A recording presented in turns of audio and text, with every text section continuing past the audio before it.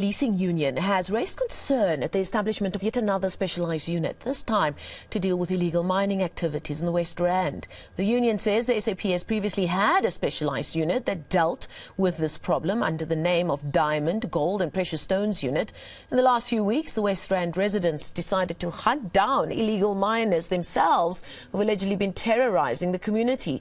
Let's discuss now with the union's concerns with possible solutions with their spokesperson, Lesiba Thobakgale, who joins us from Pretoria. Lesiba, thank you so much for your time. I might be wrong, but did I read that the union did actually a few days ago called for the reinstatement of a specialised unit in this, but with the president announcing that a task team like this should be put together for the police to focus on illegal mining, you're a bit concerned that this is a knee-jerk reaction and that the proper work, the feasibility studies and that kind of thing won't be done before this unit is now again re-established.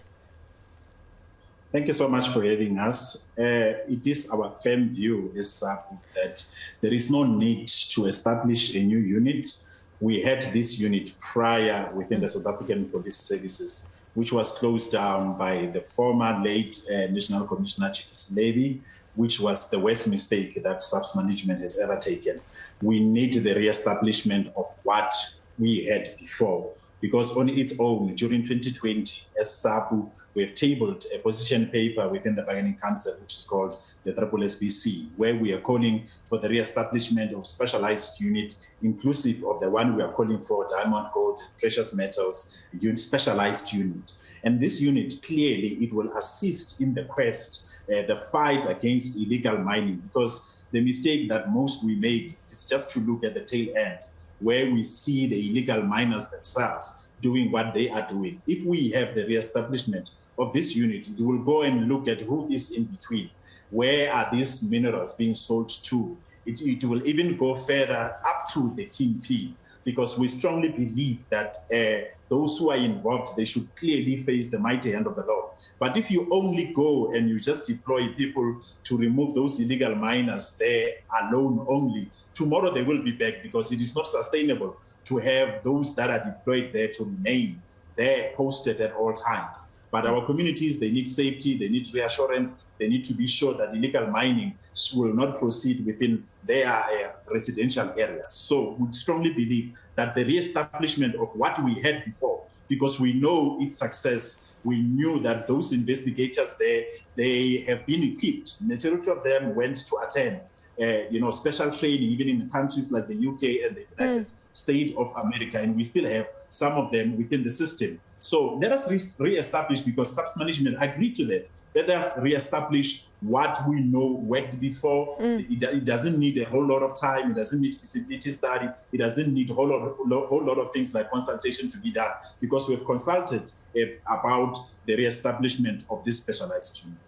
Now, over the last few weeks, we've obviously seen a massive focus on illegal mining on the back of that awful crime that took place in Krugersdorp with the gang rape of women, and more communities speaking out about what they call almost a reign of terror at the hands of these illegal miners. In your experience, or what you're hearing from your members on the ground, has illegal mining been allowed just to run rampant because of the cancelling of these units like the Diamond, Gold and Precious Stones unit, as well as the murder and robbery and firearms unit? Because I do understand that those units often used to work hand in hand. And from what we're seeing, the stories people are telling us about illegal mining is not just about the removal of these precious metals under illegal circumstances. It's also the crimes and the violence that take place around that as well. Talk to us about how those units worked together in the past, and how much it would help if they were re-established right now. You are correct in what you are saying, and our communities are correct, because the Diamond, Gold and Precious Metals unit, it will work hand in hand with the firearm unit.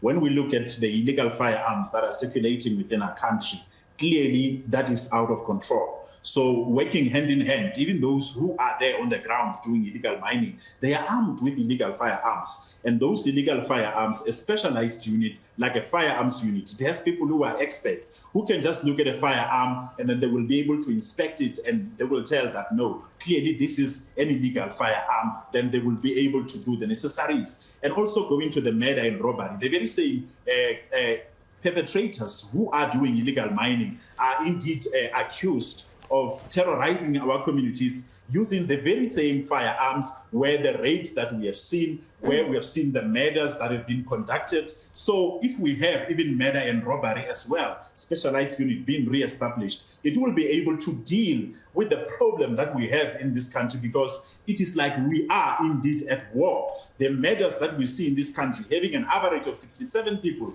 being murdered per day in South Africa, it cannot be business as usual. So having those three units re-established, they would be able to work hand in hand together. But also crime intelligence plays a critical role here, because some of these things, some of these crimes that are occurring, they are really organized crimes, and crime intelligence should know what is coming. So we are saying that the leadership within the crime intelligence needs to be there, because it does not have a divisional commissioner since the departure of Lieutenant General Jacobs. So crime intelligence plays a critical role. So we are saying that all of those 4 units, being it crime intelligence, diamond, gold, and precious metals, firearms unit, and murder and robbery, also to deal with the high numbers of murders, the shootings we have seen in this country for the past weeks, even last month.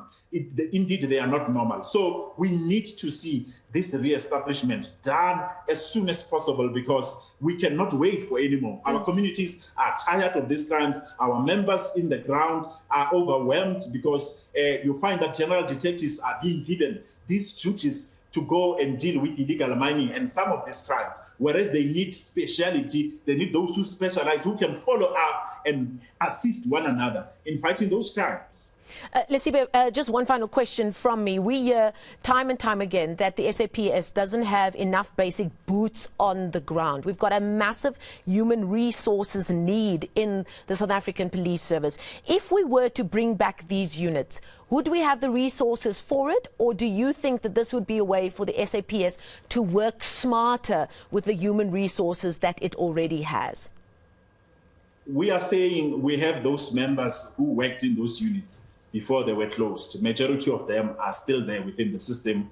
We are saying re-establish those units, have those members there. Currently, we have even the 10,000 in college, whom we are calling a drop in the ocean. We still need more manpower, but some of them can be redirected to those specialized units. And even with the upcoming recruitment, those who go to the stations, because they will be looking for more experience within the policing sector, you can even take more members from other stations or from other units, so that they could go and capacitate those units, so that you don't starve anywhere. Whoever that is being taken, they could be replaced and so on. But the issue of manpower, we've been addressing it for long. We are saying that we need to have more manpower increased within the South African police services. Unfortunately, there was no political will. That is where we find ourselves every year. And the issue of lack of manpower cannot be used as an excuse, because we've been raising these issues, and SAPS management is supposed to be way smarter in dealing with these issues before they get out of hand. And we don't want to see that happen.